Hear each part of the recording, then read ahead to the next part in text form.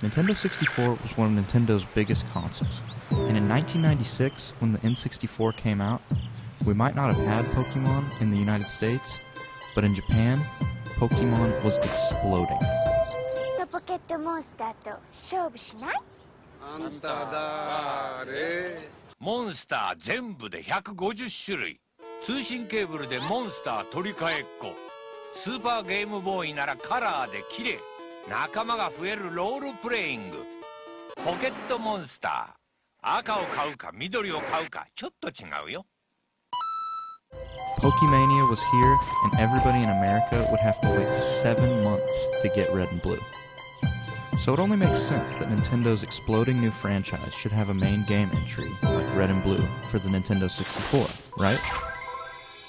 Well, crazy thing is, Nintendo was thinking the exact same thing. Pocket Monsters RPG was an unreleased Pokemon N64 game, but was cancelled during development. Here's what it could have been.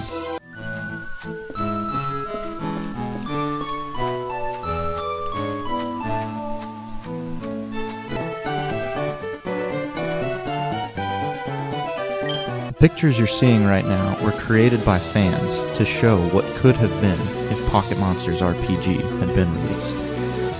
So what happened to the long-lost game?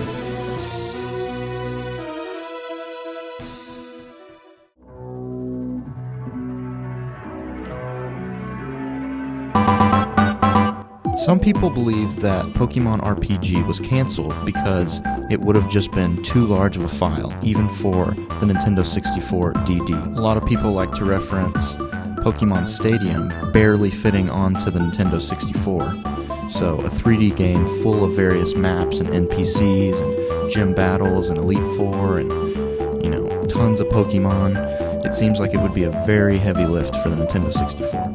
Interestingly, while doing research for this video, I found a forum post from Cerebi that was dated from 2006 talking about this. And the crazy thing is, the only reply to this forum post is somebody saying, "I actually remember that. I have screenshots from it in a magazine, though no scanner. But at the time, it was rumored to be Pokemon Snap, but you were able to roam freely. In the screenshots, you had to encounter a wild Pikachu, and it was in an autumn forest, it seemed."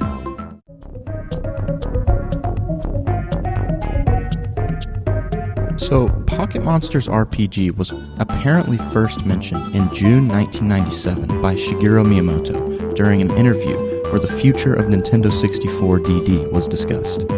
While Pocket Monsters 64 was scheduled to be released at the N64 DD's launch, Pocket Monsters RPG was only referenced as being developed by Game Freak and was not given a tentative release date.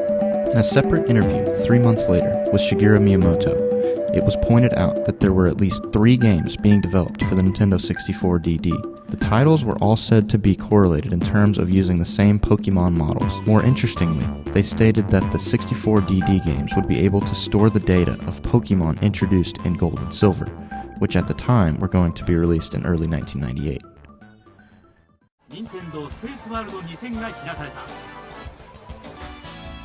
21世紀のゲームの世界を大きく変える任天堂の新ハードゲームボーイアドバンスとゲームキューブ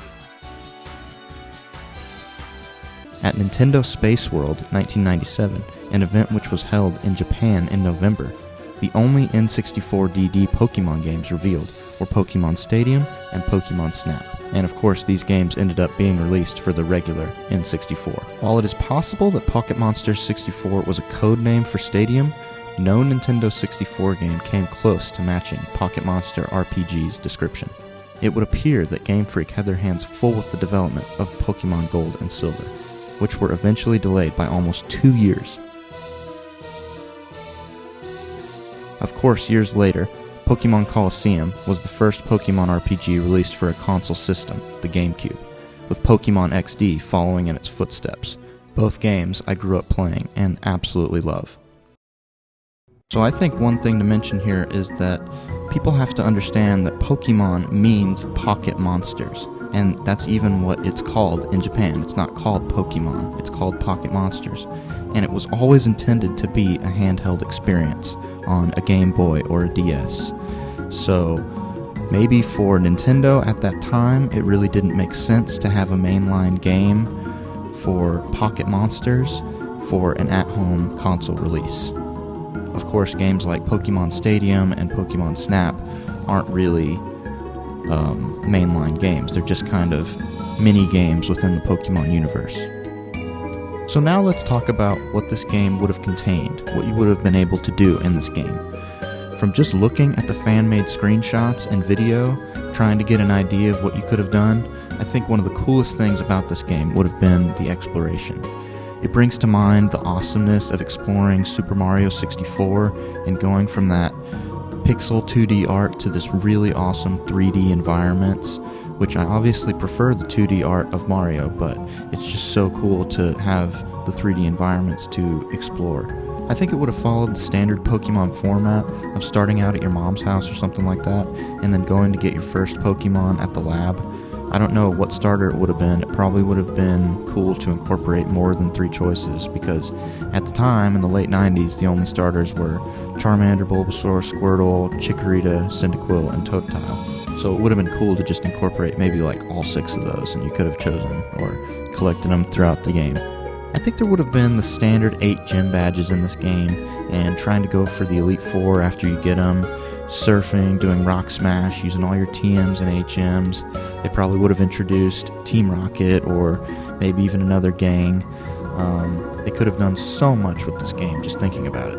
Of course, any great Pokemon game has to have great legendary encounters and legendary Pokemon. And I think for this game, they would have gone all out with that and just had all the legendaries that had been introduced up to this point. You know, the 3 birds, the 3 dogs, Jirachi. Was he even introduced? I don't even know. I mean, does this not sound like a game that people would still be playing today all the time? I mean, I know I would.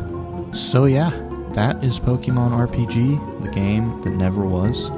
I think Pokemon has had a pretty good run on consoles, I have to admit. Some of my favorites being Coliseum, XD, Pokemon Battle Revolution, Pokemon Stadium.